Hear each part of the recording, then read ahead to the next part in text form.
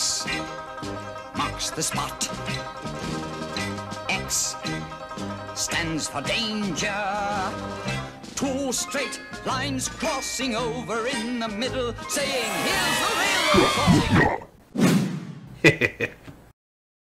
It wasn't too long ago when EMAX was kind of a no-name company that made a lot of quadcopter parts and frames and motors, and they never really made anything any good until they made this. This is the EMAX Red Bottom, the RS2205, and they got the name Red Bottom because they were one of the first companies to actually make the housing and the bottom parts different colors, and they immediately took on the name Red Bottoms. Anyway, these Red Bottoms really put EMAX out on the market as, you know, a real quadcopter name instead of just like some kind of generic parts company.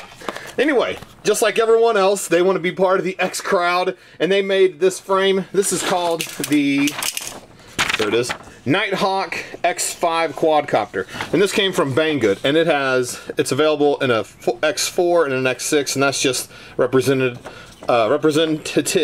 of the size of quadcopter propellers that can run.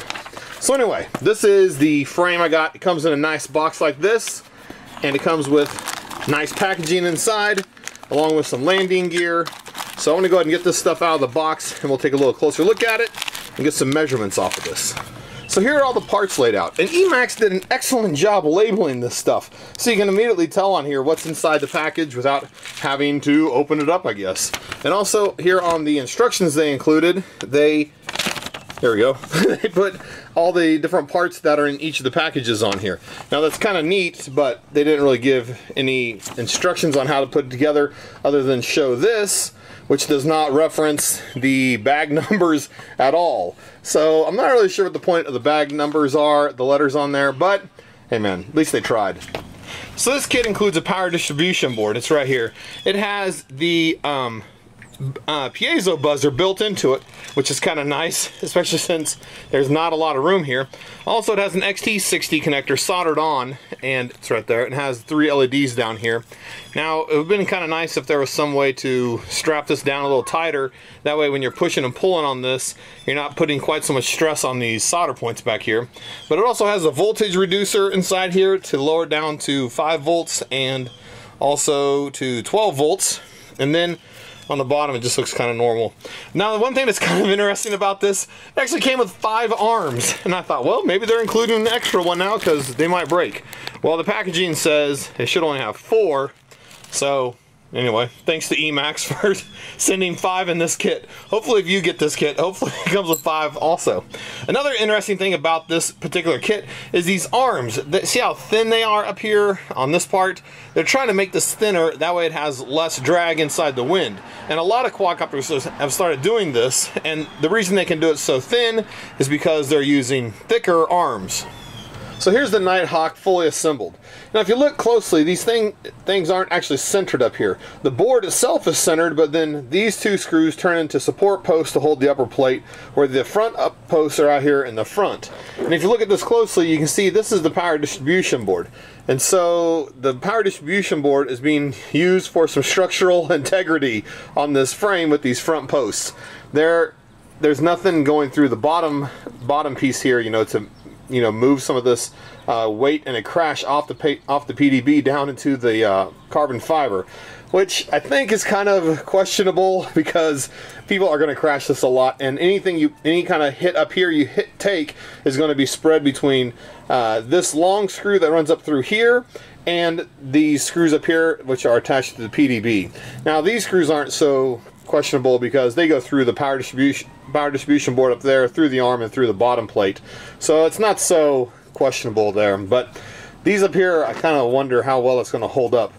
Up here on the top plate, it has the camera mount here, and it's held in place with a couple screws and lock nuts, and there's lock nuts that go up on top of this board, and your flight board is actually supposed to go in here. You can kind of see between those 2 posts there, and that's where the flight board is supposed to go. And then you have this little piece of carbon fiber up here where you can mount more things up on top of it. But if you use this, then all your connections are going to have to be soldered on directly because you won't have any room inside there for pins. But it shouldn't be too big of a deal because you're supposed to be soldering your ESC wires onto this positive and negative out here. And there's a signal wire, and over on the left side there is another ground for the little small signal wire. But the only thing I question about this is look how close it is to this wire nut, or the metal nut here. So if you get that too much and it touches this, now you're shorting the frame to a positive. Shorting this side to the nut wouldn't be so bad, just because, you know, a lot of people ground their frames anyway by mistake. But you don't want to short your positive to it. But there's enough room there that I don't think it'll short, but it looks kind of questionable. Now there's enough room in here on the top of the screw that they could have put a nylon washer down underneath there to lift that up a little bit, so you wouldn't have any shorting, not really problems, I guess, but you wouldn't really, you'd lower your choice or your chance of shorting anything out to that positive there. Now it does have the 5-volt grounds accessible here, which is what you'd want to run your flight board off of. And over here on this side of the power distribution board, there it is. If we look closely at these pins, this far left one is the ground, then there's a 12-volt, and then there's one called RGB, and the last one is VBAT. Now, I'm not really sure what all those are supposed to be for, but I don't know. But then up here in the front, this is where the signal wires all come to, S1, S2, S3, S4. And there's also a ground back here. And those are all supposed to come off of here up to your flight board, which would have to be soldered on directly onto your flight board. But having these wires run from here to here and from the back up to here is going to eliminate a little bit of wiring that you have to do, and it should make for a little bit cleaner build and be able to squeeze more things in here. Here's the Piezo Buzzer, but there's no places that run to actually activate the Piezo Buzzer, like from your flight board. The little traces, if I would have showed you before I put it together, the traces go from the Piezo Buzzer here back underneath into that little metal housing thing. So maybe there's a built-in low voltage alarm on this. That's kind of annoying, because if there is, there's no way that I see how you would actually change the low voltage. Anyway, I don't get that, and hopefully it's just built into that, and it just goes off at some certain level of battery low voltage. Now, another thing a lot of people complain about is landing on their battery, and so EMAX included this little piece of carbon fiber that's supposed to go under your battery, and that's so if you crash, this will take the impact and hopefully save your $30 battery from getting damaged. One other interesting aspect of this frame is that the camera mount is up here at the top of the on the top of the frame here in the top section. A lot of the time, at least initially, a lot of the cameras were down here in the bottom, and then they've slowly started moving them up here to the top. And one big advantage is if the camera's up here pointing up, hopefully it's not going to get as much of the propeller swing out here into the camera view, so when you're flying, you're not looking at propellers down on the bottom of your video. Now, it may or may not be the case depending on what kind of angle you put this at and how tall of motors you decide to put on your frame. But that's kind of what I think the point of having this up high is. For this build, you're going to need a 2mm hex key and a 1.5mm hex key, and a pair of needle nose to hold things still while you're trying to put the screws in. Out here on the arm, you can see that these have holes screwed for 1806 size motors here, or for your 2200 size motors, which are a little bit bigger holes. And it comes with these landing gear that are supposed to go on here, and they're also kind of motor protectors. If you land in the dirt, it'll keep the dirt out of your motors, which is kind of nice. They included this landing gear, but like I said, they have this battery protector over here, so the battery protector will probably hang down lower than the little feet on here, so I don't know. Maybe if you run the battery on top, these would be useful. With the quadcopter fully assembled, let's go ahead and get some weights off of this. The frame by itself comes in about 111, and if I throw on the plastic feet, then it goes up to about 138.2. Those are some heavy feet. How much do those weigh? 27 grams just of the feet. So the arm thickness is based off of whether you got an X4, X5, or X6. This is the X5, and it should be 3.5, and it's about 3.5. Let's check another one. Yeah, about 3.5 millimeters. And this top plate comes in about 2 millimeters. And you really want at least 2 millimeters on your top plate, because 1.5 is not strong enough to withstand a lot of impacts, at least not on the LS210. So the bottom plate here is about 1.5 probably for the carbon fiber piece down here on the bottom. Now, the biggest problem, like I said before, is that they're using this power distribution board for structural integrity.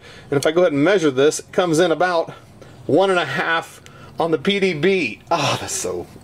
bad. The website says this is a 200mm frame. So let's go ahead and measure this and see how close it really is here. If I line up this over here on the center of the arm, and I slide over here, it looks like it's about 199, maybe right at 200mm. So at least they got the size right. Here's a 5-inch propeller. If I line this up over the center of the arm here, you can see this is going to clear everything with no problem at all. And all this power distribution board stuff is all down low enough. The motor will also raise the propeller up here, so you have even less chance of anything getting caught inside the propeller. Also included with this frame was some Velcro like this.